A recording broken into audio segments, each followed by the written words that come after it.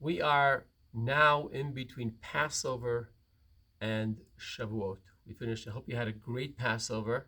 We had an extraordinary experience here with the family and community. A great Seder, great end of Passover, and we're now in the transition point between Passover and Shavuot. And now we are what's called counting of the Omer. It goes back to the time when the Jews left Egypt. They were told that their purpose and mission of leaving Egypt was to meet God, have a meeting point at Mount Sinai. Tavdun et ha'elokim al har hazeh. You'll worship God at this mountain. That's when we receive the gift of the Torah, the message for humanity and how we should live an ethical and meaningful life connected to God. In between, the Jews were told it's going to take about 50 days to get to Mount Sinai. And they started counting. Today is day 1, 2, 3, 4, and they were yearning to come to Mount Sinai. Finally, they made it to Mount Sinai, and we know the story. They received the Torah 3,334 years ago. To adapt that, to remember that, the Torah tells us that we should also continue the count. A very powerful idea to count from liberation to receiving the Torah, from Passover to Shavuot. The second day of Passover, we start counting the Omer. We do it at night because in Judaism, night starts the day. The day begins at night. And we count, we make a blessing, and we say, "Blessed are you, Lord God, who sanctified us commandments and commanded us to count the Omer." And we say, today is day 1. And the next night we say, the day is day 2, and so on. If we forget to do it at night, we could do it during the daytime. But if you forget a full day, we cannot make the blessing anymore, but the counting still happens. Kabbalistically speaking, it's a time of reflection. It's a time to think about who we are. How are we doing? We reflect upon our emotions and our characteristics. That's the concept of the 7 weeks. Kabbalah speaks about 7 primary emotions. Each one is made up of another 7. That's what motivates us. That's what helps us do good things. Unfortunately, that's our downside as well. And we have all these emotions happening within us. Primarily is 49.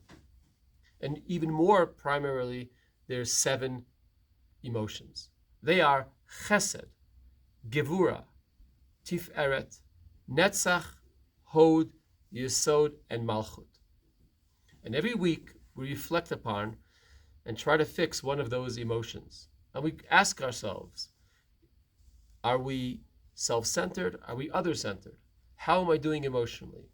And in English, these are loving kindness, discipline, compassion, perseverance, humility, attraction, and royalty. So the first week we ask ourselves, how are we doing in our loving kindness? We're nice, we're kind to other people, but are we loving ourselves more than others? Is the love about the other person? Is our relationship because we cherish and we care about the other person, or is it more about ourselves?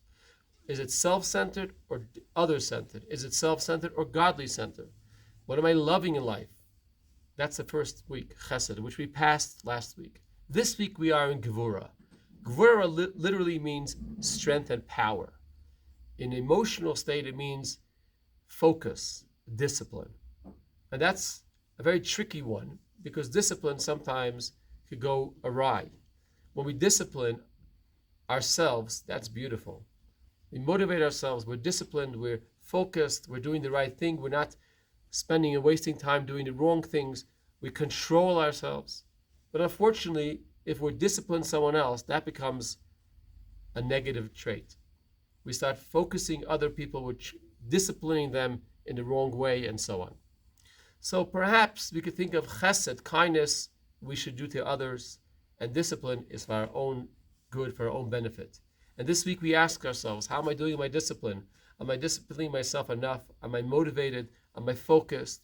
Am I all over the place? How can I be a better person? How can I focus myself on my time, in my spiritual time? And we continue going through a different process of Gevura.